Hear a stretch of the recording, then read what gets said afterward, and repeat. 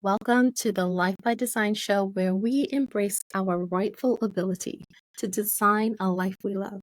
In today's episode, we're diving into the world of funding options for independent fashion entrepreneurs.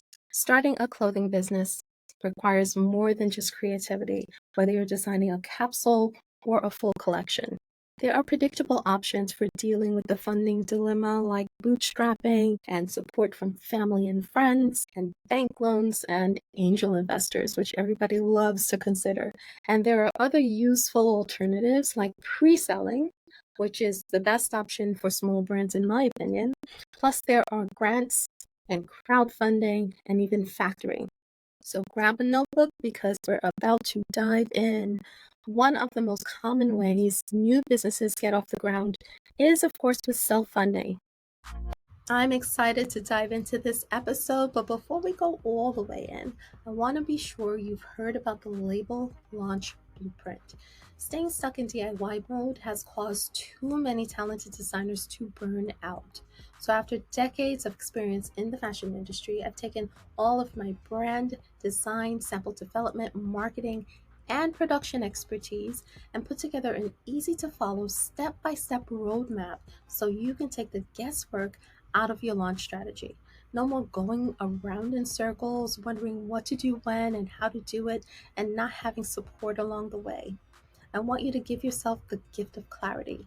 Head over to cmdesignagency.com/label launch blueprint for more info, and I cannot wait to connect with you. Now let's get back to it. Using your own savings or income from another job, a part-time job or full-time job, to finance your brand is appealing to many people for several reasons. First, it gives you full control over your business without having to answer to outside investors. Second, it allows you to retain full ownership and equity in your company. And third, it's the fastest way to get started, especially in our community, right?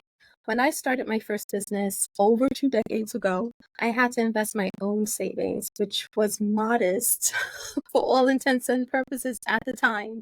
It wasn't the most comfortable choice for me or my family, but it was the most reasonable for my business. And it paid off in spades. Hello. Self-funding my own business proved how much faith I had in my brand vision.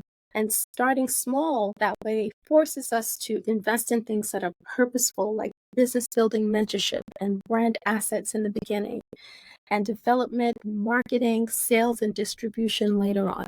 The early years are a time for you to test the waters and build your brand step by step by step. So you're not just going to be throwing money around, making samples prematurely, which you know is one of my pet peeves, for instance. You're carefully considering each dollar you spend.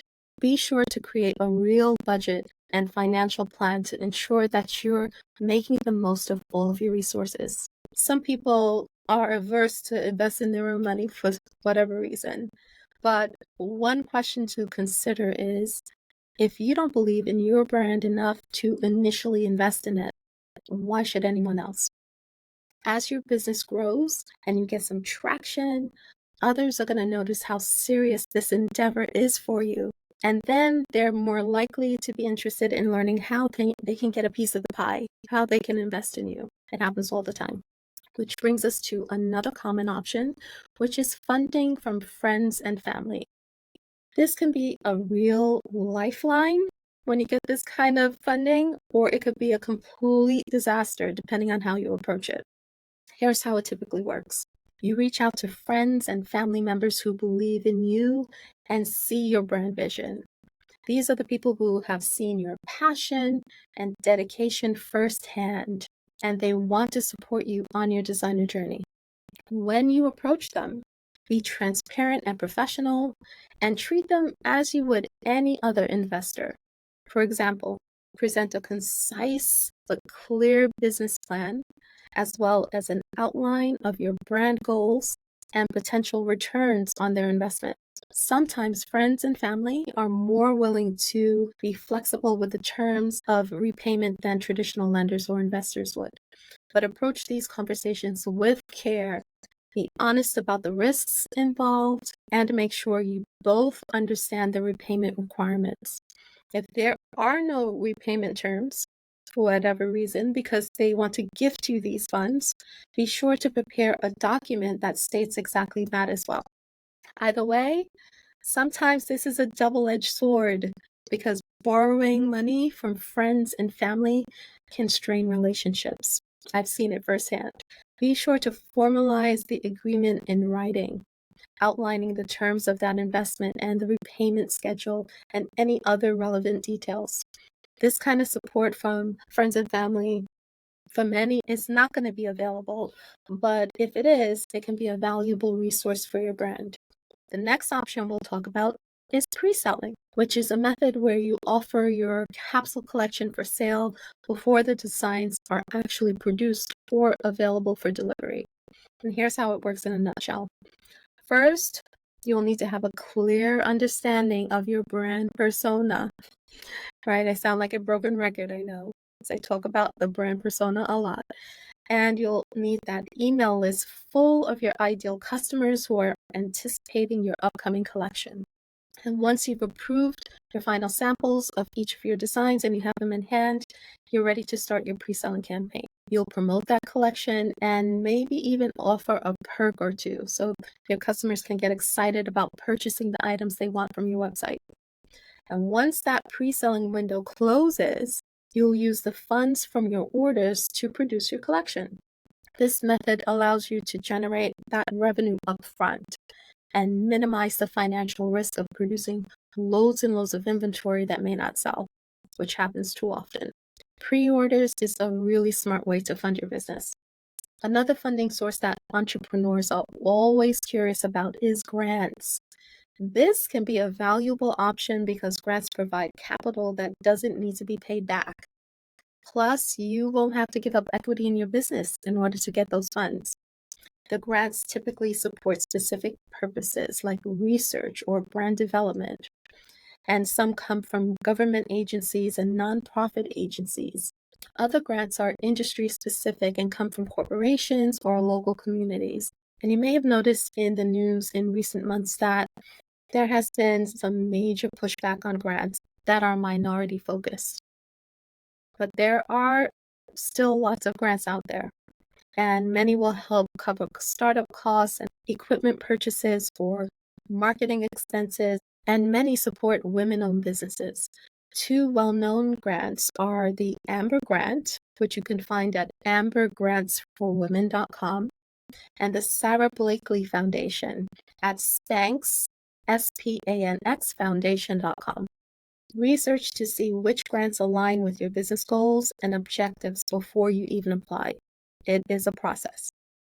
The next option you have is crowdfunding, which is like a virtual fundraising campaign where you invite people you don't know personally, and maybe some you will know. You invite them to support your business. Some of the more popular platforms are Kickstarter, Indiegogo, Fundable, GoFundMe, etc., etc. But crowdfunding isn't just about raising money. It also gives you an opportunity to build a community around your brand and generate buzz before your official launch date. And then there's venture capital or angel investors. How many of you still watch Shark Tank on a regular basis? Gotta love it, right? Angel investors are affluent individuals who invest their own capital into startup companies, typically in exchange for ownership equity or convertible debt. And some also offer their expertise and guidance along with their financial investment. A founder on TikTok some time ago told the story about investors that poured money into her brand. Once she got her funding, she was able to start paying herself. Like many entrepreneurs, she didn't pay herself for the first year and a half. So once she got that VC funding, she started taking a salary of $75,000 a year. And people in her circle kept asking her, why don't you pay yourself more? And because of that, they were in her ear. When she got more funding, she raised her pay to $100,000 a year. And then those same people were saying, why don't you raise it to $200,000 a year? You have the money. Long story short, she didn't listen to them. She decided to hire a small team and pay them instead. And she did that so the business could scale at an accelerated rate because the VCs were breathing down her neck. They were laser focused on growing that business and getting her to an exit strategy, which is how they were planning to leverage their investment even further. 2 lessons here. First of all, don't let just anybody who doesn't understand the inner workings of your business influence your business decisions. And 2, partnering with an angel investor comes with added pressure at every level, so don't take it lightly. Next, let's talk about an obvious option, which is bank loans. If you have a comprehensive business plan, good credit history, and collateral to secure a loan, then this may be a viable option for you. New businesses, though, don't always have enough of a track record to qualify for a loan. If you are approved, you'll be expected to repay the funds over a set period of time with interest. So do your research and consult with a financial advisor or an accountant so you can make an informed decision before you go there. The final clothing brand funding option for today is factoring. Let's say you are working with Saks, with a buyer at Saks, and she orders 2,000 multicolored print dresses from your brand, right? And say, hypothetically, that invoice is going to be worth $100,000 to you. Factoring simply means that you are selling that invoice. You're going to take that invoice and bring it to a third party, and they're going to purchase that invoice at a discount. So they're going to buy that invoice and give you cash immediately. And when the deal is all said and done, the factor would then collect the $100,000 from Saks. This is a scenario that smaller brands don't have to worry about initially. You know, there's a lot to think about there. But knowing your options for when the time comes is so important. I know that was a lot to digest, so feel free to run it back and take more notes if you need to. Each of these funding options has its advantages and its challenges. So take your time and decide which one is going to align best with your business goals. Thank you for tuning in to the Life by Design show. We welcome your feedback, so if you enjoyed today's episode, please like, subscribe, leave a review, or share it with your friends. And if there's someone you think I should consider bringing in for a combo, send me a DM on social. Thank you again, and I'll see you on the other side.